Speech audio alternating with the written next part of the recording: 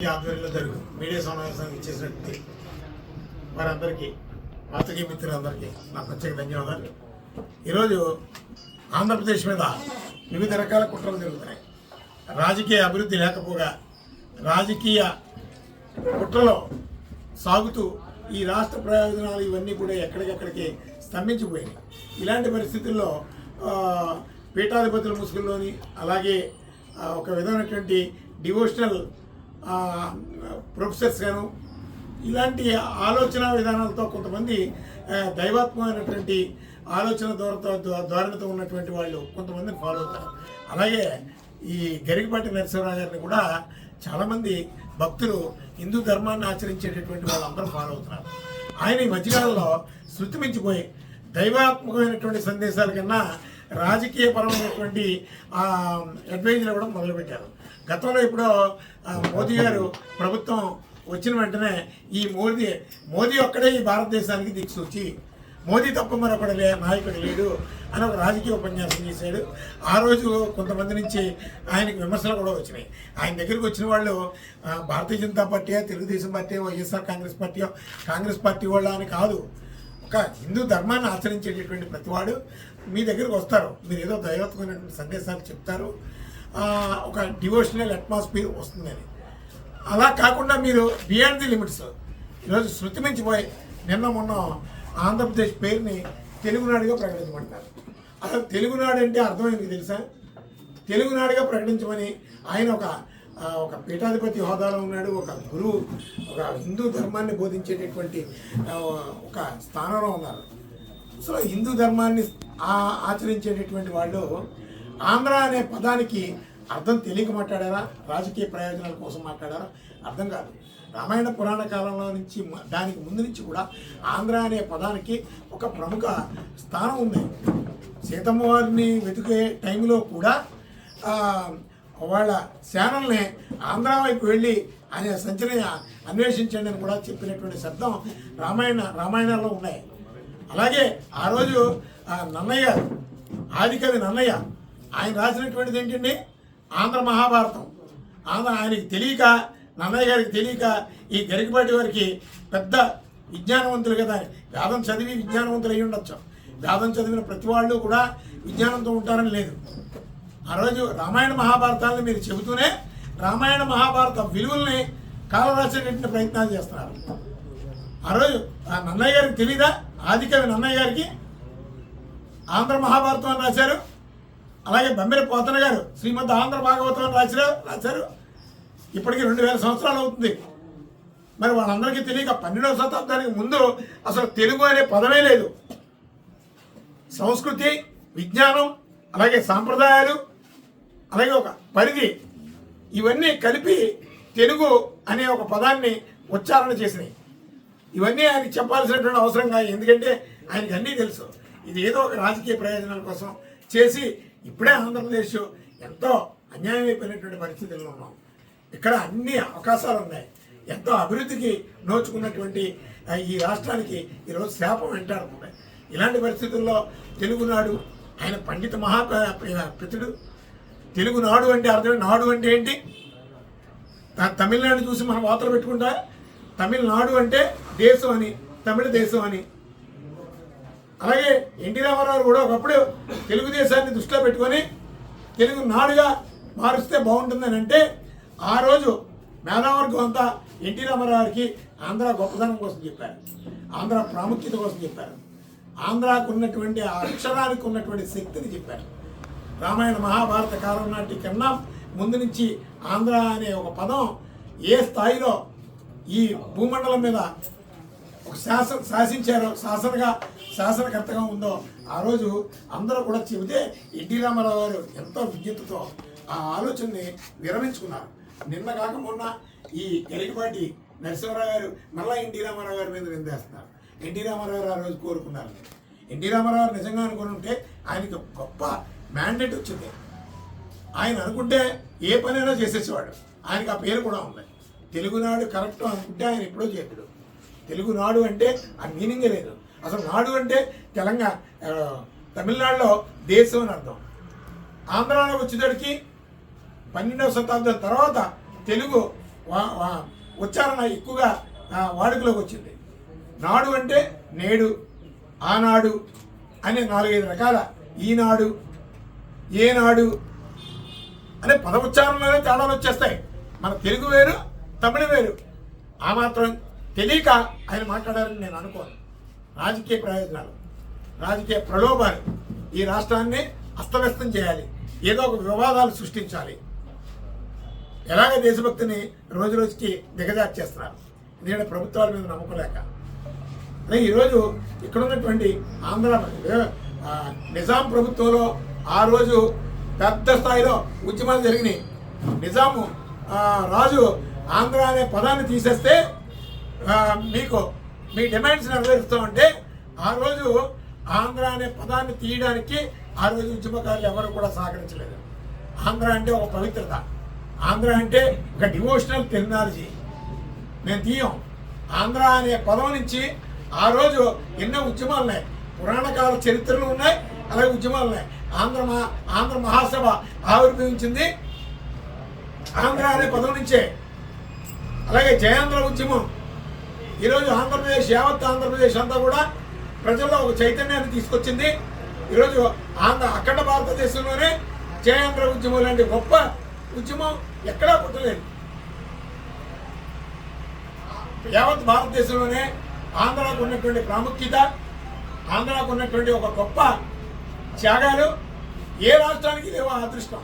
ఆంధ్రప్రదేశ్కి ఉన్నందుకు, ఆంధ్రప్రదేశ్లో పుట్టినందుకు ప్రతి ఆంధ్రుడు గర్వపడాలి, ఆనందపడాలి. అదేవిధంగా ఈ పొట్టి శ్రీరాములు గారి త్యాగాలు కావచ్చు, అలాగే ప్రకాశం పంతులు గారి త్యాగాలు కావచ్చు, ఇవన్నీ ఒకసారి జ్ఞాపకానికి తెచ్చుకుంటే ఆంధ్ర రాష్ట్రంగానే కర్నూలు రాజధానిగా విడిపోయాం. ఆ తర్వాత హైదరాబాద్ని విలీనం చేసిన తర్వాత ప్రదేశ్ అనే పదాన్ని యాడ్ అయింది. అందుకని మేధావులందరూ కూడా మౌనంగా ఉండకండి. ఇలాంటి వాటిని గరికపాటి నరసింహరావు గారిని మనం ఏమి మాట్లాడతాం? ఆయన పండిత పితామహుడు. పండిత పితామహులు తప్పు మాట్లాడకూడదని ఏమీ లేదు. ఇంత గొప్ప చరిత్ర ఉన్నటువంటి ఆంధ్ర పదాన్ని ఈరోజు నిర్వీర్యం చేయాలని ఎవరైనా చూస్తే ఖచ్చితంగా ఆంధ్రులందరూ కూడా ఒక తిరుగుబాటు వస్తుంది. మీరు మేధావులు అనుకొని మీరు ఏది మాట్లాడినా సాగుతుంది అని ఈరోజు ఆంధ్రప్రదేశ్లో ఉన్నటువంటి కొంతమంది మేధావులు ఇష్టానుసారం ప్రవర్తిస్తున్నారు. ఆంధ్ర ప్రాముఖ్యతని తగ్గిస్తున్నారు, ఆంధ్ర అనే ఫీల్ని తగ్గిస్తున్నారు. మన ఆంధ్రప్రదేశ్ అనే ఒక గొప్ప వర్డ్ ఎలాంటి శక్తివంతమైనటువంటిది అనేది మొట్టమొదట తెలుసుకోవాల్సినటువంటి అవసరం మేధావర్గం తెలుసుకోవాలి, రాజకీయ వర్గాలు తెలుసుకోవాలి, అలాగే గరికపాటి వారి లాంటి వారు తెలుసుకోవాలి. అయినా ఈ మధ్యకాలంలో గరికపాటి వారు ఎందుకో ఆయన శృతిమించినటువంటి ఉపన్యాసాలు ఎక్కువైపోయినాయి. రామాయణ మహాభారతాలను కూడా ఏకవచనంతో మాట్లాడతాడు. మహాభారత యుద్ధంలో అట కర్ణుడు ఫేస్ అయితే రాముడిని భీముడు, నకులుడు వీళ్ళందరూ ఎదురైతే త్వరా మీ అమ్మకు మాట ఇచ్చాను, ఏకవచనంతో మాట్లాడు, నేను అర్జునుడు తప్ప ఒక్కొక్కడిని వధించను. ఇప్పుడు చాగంటి కోటేశ్వరరావు గారు ఉన్నారు, అలాగే కమలానంద సరస్వతి గారు ఉన్నారు. ఎంత భక్తి భావంతో వాళ్ళ నోటముట మాటలు వస్తాయండి. ఈయనేమో కనకదుర్గ అంటాడు ఏకవచనంతో, వారేమో కనకదుర్గమ్మ తల్లి అంటారు, అమ్మవారు అంటారు.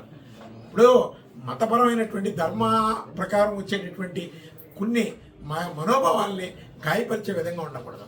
మీరు ఒక మంచి స్థానంలో ఉన్నారు, ఆ స్థానంలో కూర్చొని మీరు మాట్లాడేటటువంటి చాలామంది ఆచరిస్తారు, ఏకవచనంతో మాట్లాడతారు. కానీ ఇలాంటి భావజాలంతో అనేక సందర్భాల్లో ఈరోజు సోషల్ మీడియా ప్లాట్ఫామ్స్తో కొంతమంది మతపరమైనటువంటి ఉన్మాదాన్ని రోజు రోజుకి పెంచేసుకొని మతపరమైనటువంటి వివాదాలకు ఆజ్యం పోస్తున్నారు. ఈ భారతదేశం అంటేనే మత సామరస్యానికి ప్రధాన వేదిక. ఇక్కడ మనం మాట్లాడేటటువంటి ప్రతి మాట ప్రతి పౌరుడు ఆచరించే వాళ్ళు ఉంటారు. కానీ మీలాంటి వాళ్ళు బాధ్యతగా మాట్లాడాలి. బాధ్యతను తప్పి మాట్లాడితే పొద్దున సమాజం దారి తప్పే ప్రమాదాలు ఉంటాయి. కానీ మేము రాష్ట్రీయ ప్రజా కాంగ్రెస్ పార్టీని తెలియజేస్తాం.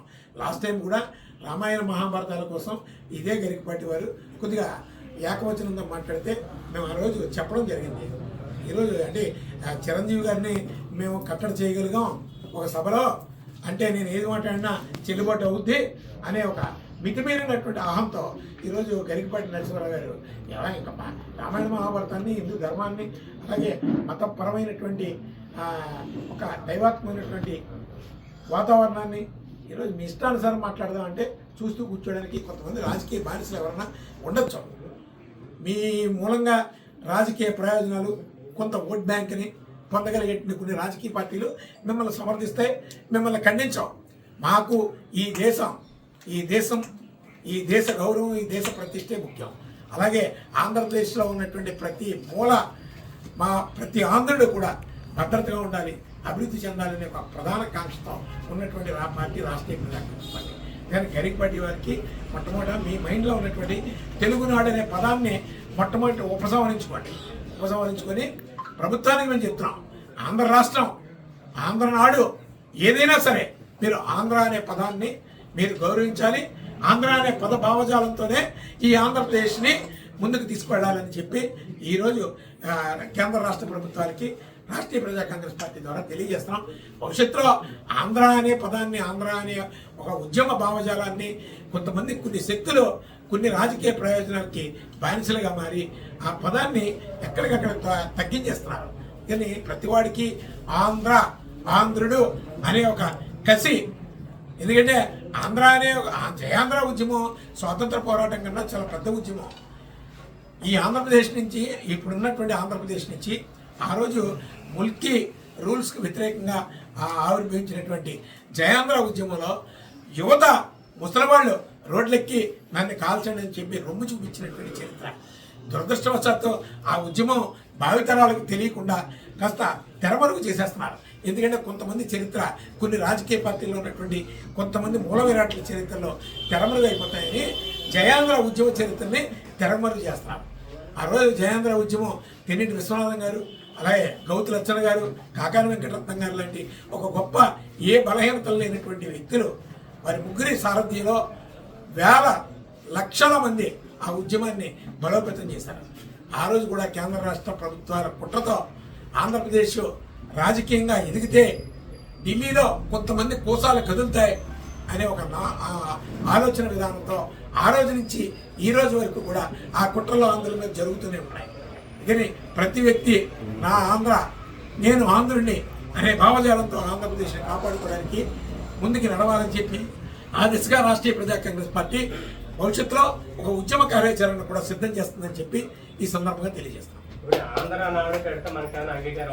తప్పేం లేదండి. ఆంధ్ర అనే పదం ఒక శక్తివంతమైనటువంటి పదం. ఆంధ్ర అనే పదాన్ని తొలగించకుండా ఏది పెట్టినా పర్వాలేదు. తెలుగు అనే పదం 12వ శతాబ్దానికి ముందు లేదు. ఎన్నో ఒక పవిత్రమైనటువంటి పదాలు క్రోడీకరణే తర్వాత తెలుగు అని ఆవిర్భవించింది, తెలుగు అని వాడుకలోకి వచ్చింది. అయినా ఆంధ్ర రాష్ట్రం 2014 విభజన జరిగింది. విభజన జరిగిన తర్వాత కూడా తెలుగునాడు అని పెట్టాలని గరికపాటి వారు సూచించినా కూడా పెద్ద ఒక స్వార్థపూరితమైనటువంటి ఆలోచన. ఎందుకంటే మేము మొట్టమొదటి చెప్తున్నాం, మేము కూడా రాష్ట్రీయ ప్రజా కాంగ్రెస్ పార్టీ ఆధ్వర్యంలో కూడా విభజనకు ముందు ఆంధ్ర వద్దు, రాయలసీమ వద్దు, తెలంగాణ వద్దు, అన్నీ కలిసినటువంటి తెలుగునాడు ముద్దని చాలా పెద్ద స్థాయి ఉద్యమం చేసినటువంటి చరిత్ర కూడా రాష్ట్రీయ ప్రజా కాంగ్రెస్ పార్టీదే. ఈరోజు ఆ పరిస్థితులు లేవు. అందుకని ఈరోజు 100% ప్రతి వ్యక్తి కూడా జై ఆంధ్ర అనే నినాదంతో, ఆ స్ఫూర్తితో ప్రతి బిడ్డ పెరగాలి, ప్రతి పౌరుడు పెరగాలని చెప్పి ఈరోజు యావత్ ఆంధ్రప్రదేశ్లో ఉన్నటువంటి, ప్రస్తుత ఆంధ్రప్రదేశ్లో ఉన్నటువంటి ఆంధ్రులందరికీ కూడా రాష్ట్రీయ ప్రజా కాంగ్రెస్ పార్టీని